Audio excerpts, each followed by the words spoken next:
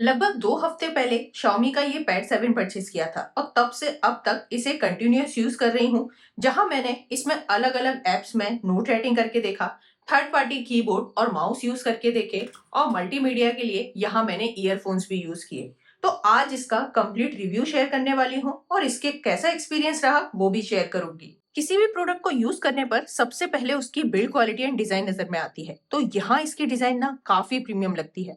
Full metal body से बना हुआ है और यहाँ मैट फिनिश में है तो फिंगरप्रिंट की टेंशन भी नहीं रहती। ये टैब मेटल का होने के बावजूद भी बहुत ज्यादा हैवी नहीं लगता और काफी लाइट वेट है। इसके राउंडेड कॉर्नर की वजह से ये यूज करने में भी काफी कंफर्टेबल रहता है। मतलब मुझे इसकी डिजाइन और बिल्ड क्वालिटी में कोई भी नेगेटिव पॉइंट नहीं दिखा। अब अगर इसके डिस्प्ले की बात करूं तो यहाँ ये 11.2 इंच का 3.2K रेजोल्यूशन वाला डिस्प्ले है, जहां 800 निट्स की पीक ब्राइटनेस यूज की गई है, जिसे मैंने आउटडोर में भी यूज करके देखा तो डिस्प्ले काफी ब्राइट लगती है। इसके हायर वेरिएंट यानी 12 256 GB में नैनो टेक्सचर कोटिंग वाली डिस्प्ले यूज की गई है। मैंने भी ये 12 256 GB वेरिएंट ही परचेज किया है। मुझसे अनबॉक्सिंग के टाइम काफी लोगों ने पूछा कि ये हायर वेरिएंट है तो इस पर इतना रिफ्लेक्शन क्यों दिख रहा है। तो यहाँ मैं एक पॉइंट क्लियर कर दूं कि नैनो टेक्सचर कोटिंग वाले टैब की सेल अभी Xiaomi ने स्टार्ट नहीं की है। उसकी सेल शायद फरवरी में स्टार्ट होगी। तो मेरे पास ये हायर वेरिएंट तो है लेकिन इसमें नैनो टेक्सचर कोटिंग वाली डिस्प्ले नहीं है। बाकी यहाँ YouTube पर 4K HDR वीडियोस तक का सपोर्ट है। डिस्प्ले काफी ब्राइट लगती है, डिस्प्ले में कलर्स काफी अच्छे लगते हैं, काफी क्रिस्प है एंड क्लियर है। नेटफ्लिक्स पर वाइडबैंड L1 के सपोर्ट के साथ HDR10 और डॉल्बी विजन का भी सपोर्ट है, जहाँ मूवीज वगैरह देखना एक अलग ही एक्सपीरियंस देता है। अच्छी डिस्प्ले के साथ यहाँ 4 स्पीकर्स का सपोर्ट है, जिसकी साउंड क्वालिटी बहुत सही है और ये काफी लाउड है।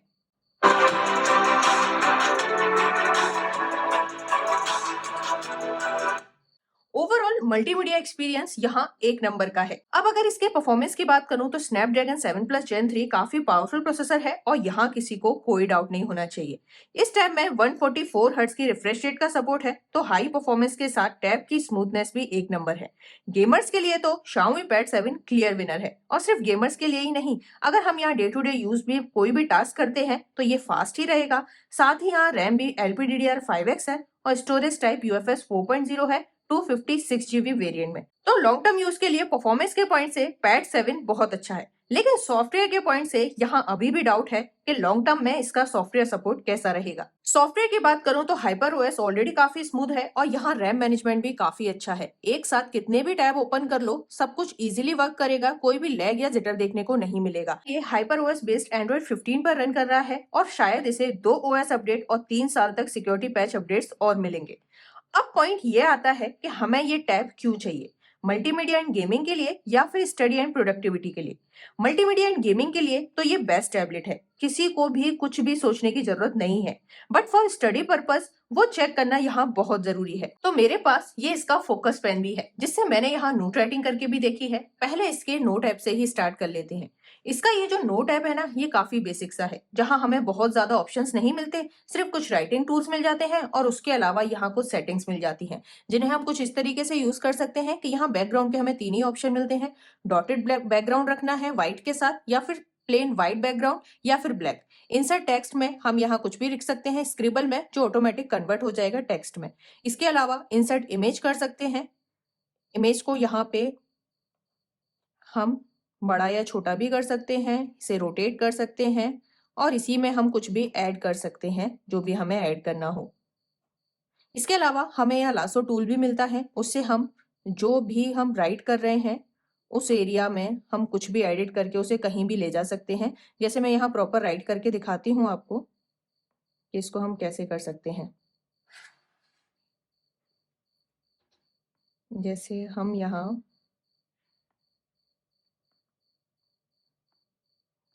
कुछ भी राइट कर रहे हैं,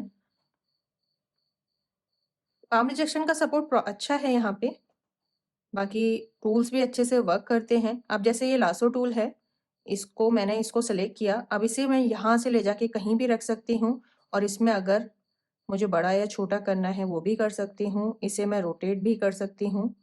तो लासो टूल का ये फायदा है। बाकी इसमें यहाँ हमें रूलर भी मिल जाता है अगर हमें लाइन वगैरह करनी है तो इससे हम स्ट्रेट लाइन भी कर सकते हैं कुछ इस तरीके से। बाकी यहाँ ड्रॉ विथ फिंगर्स का ऑप्शन भी मिलता है, ये मैंने बंद कर रखा है। इसका मतलब है अगर मैं ये चालू कर दूंगी तो पेन के साथ साथ अगर हमारी फिंगर भी स्क्रीन पर टच होती है ना, तो ये उससे भी वर्क करने लगेगा। तो नोट राइट करते टाइम इसे बंद करना ज़्यादा ज़रूरी होता है। बाकी यहाँ स्मार्ट शॉर्टकट का भी ऑप्शन है। इसे ओपन करने पर हमारे पेन की जो सेटिंग्स है ना, वो यहाँ दिखाई देंगी। मतलब इस वाले बटन को प्रेस करने से टूल्स चेंज होंगे। बाकी प्रेस एंड होल्ड करने से ये इरेजर में कन्वर्ट होगा। जैसे मैं यहाँ करके दिखाती हूँ, मैंने ये बटन प्रेस किया तो आपको ये टूल्स पे ध्यान देना है। यहाँ आप देख सकते हैं टूल्स चेंज हो रहे हैं। इसके अलावा मैंने गुड नोट ऐप में भी नोट राइटिंग करके देखी है और इसका एक्सपीरियंस भी मेरा अच्छा रहा है। यहाँ गुड नोट में अगर मैं इसकी सेटिंग्स की बात करूँ तो यहाँ डॉक्यूमेंट्स में सबसे फ्रंट पे ही मुझे वो दिख जाएंगे जो भी मैंने डॉक्यूमेंट्स अपने नोट ऐप में बना रखे होंगे। फेवरेट्स में वो शो करेंगे जो हमने फेवरेट में सेलेक्ट कर रखे होंगे। शेयर, जैसे मैंने किसी फ्रेंड या फैमिली को अपने नोट शेयर किए हैं तो वो यहाँ। मार्केट प्लेस में यहाँ हमको काफी सारे ऑप्शंस मिल जाते हैं। मार्केट प्लेस मतलब ये इसका मार्केट है, इसमें कुछ प्लानर वगैरह हमें चार्जेबल बेसिस पे मिलते हैं। अगर हम बाय करना चाहें तो उसे यहाँ से बाय कर सकते हैं।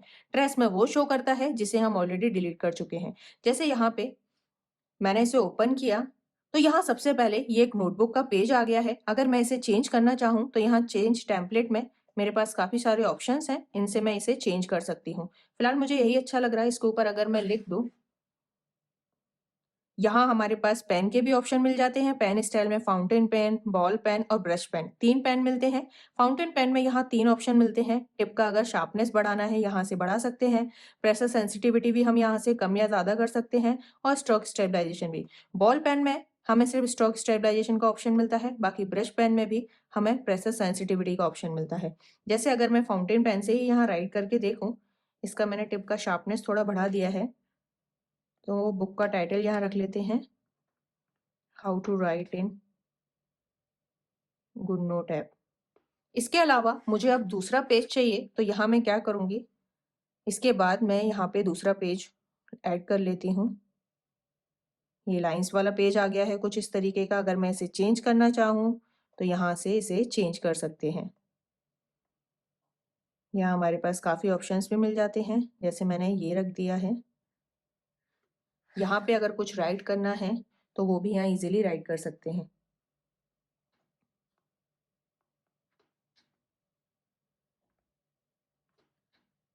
पाम रिजेक्शन का सपोर्ट भी है और अगर इसके बॉल पेन से राइट करें तो राइटिंग कुछ इस तरीके की आएगी। तो मतलब गुड नोट ऐप में ये है ना कि हमको टूल्स अच्छे मिल रहे हैं। बाकी यहाँ हमारे पास पेंसिल का सपोर्ट भी है। पेंसिल को हम यहाँ से इसका कलर चेंज कर सकते हैं, इसकी थिकनेस चेंज कर सकते हैं। इरेजर का ऑप्शन भी मिल जाता है। यहाँ हमको हाइलाइटर मिलता है, हाइलाइटर का कलर चेंज कर सकते हैं। यहाँ हमें शेप्स मिलती हैं। जैसे अगर हमने कुछ भी टेढ़ी मेढ़ी शेप ड्रॉ की है, ये इजीली उसे सीधा कर देगा। लासो टूल हमें यहाँ भी मिल जाता है। अब इसे कहीं भी ले जाओ। बाकी उसके बाद इसमें बीच में प्रेस करके इसमें इसे हमें रिसाइज करना है, कलर फिल करना है या फिर अरेंज करना है, कुछ भी इजीली कर सकते हैं। उसके अलावा यहाँ हमें स्टिकर का ऑप्शन मिलता है। कहीं से कुछ भी अगर हमें लिखना है, कुछ भी एलिमेंट उठाना है, इस तरीके से अपने नोट में हम ऐड कर सकते हैं। यहाँ हम पिक्चर्स ऐड कर सकते हैं और कोई टेक्स्ट ऐड करना है तो हम यहाँ से वो भी कर सकते हैं। यहाँ Xiaomi के बेसिक नोट ऐप से ज़्यादा ही फीचर मिल जाते हैं जो कि किसी भी स्टूडेंट के लिए बहुत इंपॉर्टेंट होते हैं। इसके अलावा मैंने माइक्रोसॉफ्ट के वन नोट ऐप में भी नोट राइटिंग करके देखी। यहाँ अगर हम देखें तो यहाँ हमें 3 ऑप्शंस मिलते हैं, नोटबुक, सेक्शन और पेज। नोटबुक में हम वो नोटबुक के नाम लिख सकते हैं जिस नोटबुक का हम नोट बनाना चाहते हैं। सेक्शन में वो आ जाएगा कि यहाँ पे अगर हमने नोटबुक के अंदर हमें कौन से सेक्शन का नोट प्रिपेयर करना है, और पेजेस के हिसाब से यहाँ हम पेजेस भी ऐड कर सकते हैं।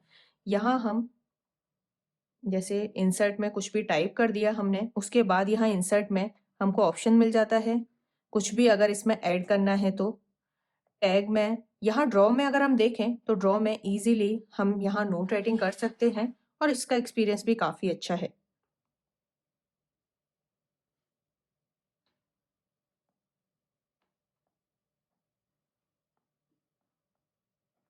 यहाँ नोट राइटिंग करना मुझे इसके नोट ऐप और गुड नोट ऐप से ज़्यादा अच्छा लगा। यहाँ हमें पेंसिल के काफ़ी सारे टूल्स मिल जाते हैं। 2 हाइलाइटर मिल जाते हैं, इरेजर मिल जाती है, शेप्स के टूल मिल जाते हैं, बेसिक शेप हैं।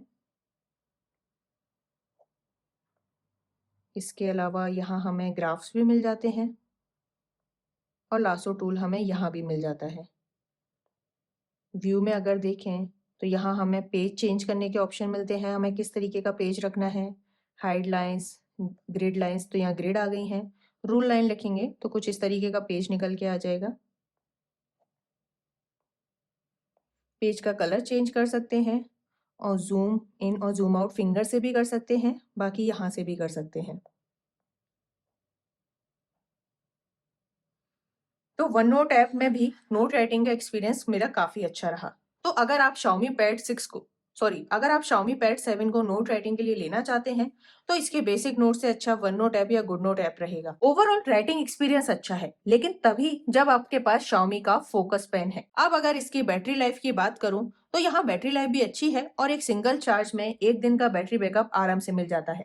इसके अलावा इसके ही अडेप्टर से अगर इसे चार्ज करेंगे तो इससे 30 से 40 मिनट में ये फुल चार्ज हो जाता है। लेकिन अगर किसी और टाइप सी अडेप्टर से इसे चार्ज किया तो इसे फुल चार्ज होने में लगभग 2 घंटे लग जाते हैं। उसके अलावा मैंने यहाँ थर्ड पार्टी कीबोर्ड और माउस भी यूज करके देखे हैं। तो अगर आप इसका कीबोर्ड कवर बाय ना करें तो इस तरीके से भी इसे यूज कर सकते हैं। यहाँ कीबोर्ड अटैच करने के लिए मेरे पास ये वायर्ड कीबोर्ड है, ब्लूटूथ भी है, आप वो भी कनेक्ट कर सकते हैं। तो ये जो वायर्ड कीबोर्ड है ना, ये टाइप ए है, तो उसके लिए मेरे पास ये पिक्सल फोन का type A to type C एक अडेप्टर है। उसको मैंने इस तरीके से इसमें लगा के यहाँ इसमें कनेक्ट कर दिया है। अब अगर हमें यहाँ नोट राइटिंग करनी है तो यहाँ नोट राइटिंग करना इससे काफी इजी रहेगा। तो अगर आप पेंसिल से नोट राइटिंग नहीं करना चाहते तो इस तरीके से भी नोट राइटिंग कर सकते हैं। बाकी मैंने यहाँ ब्लूटूथ माउस भी यूज करके देखा है और वो भी यहाँ अच्छे से वर्क कर रहा है। इसके राइट क्लिक और लेफ्ट क्लिक दोनों ही काफी अच्छे से वर्क कर रहे हैं। बहुत ज्यादा एकदम लैपटॉप वाली फीलिंग तो नहीं देगा, लेकिन हाँ, अगर आप यूज करना चाहें तो इन्हें यूज कर सकते हैं।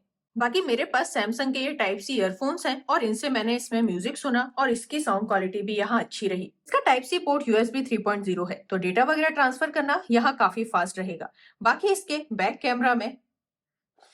कैमरा के साथ हमें फ्लैश भी मिल जाता है, तो लो लाइट में भी डॉक्यूमेंट वगैरह स्कैन करने में ये काफी हेल्पफुल रहेगा।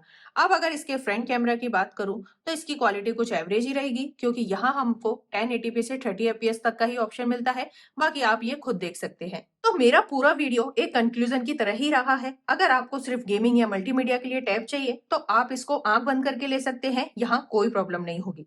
लेकिन अगर आपको सिर्फ नोट राइटिंग के लिए ही टैब चाहिए तो इसकी पेंसिल के लिए आपको 6,000 रुपए अलग से पे करने पड़ेंगे, और उस पर भी यहाँ नोट राइटिंग एक्सपीरियंस उतना अच्छा नहीं मिलेगा अगर आप सिर्फ इसकी ही नोट ऐप यूज करते हैं तो। बाकी मैंने पूरी कोशिश की है सारे डाउट्स क्लियर करने की। फिर भी अगर कोई क्वेरी है तो आप कमेंट सेक्शन में पूछ सकते हैं।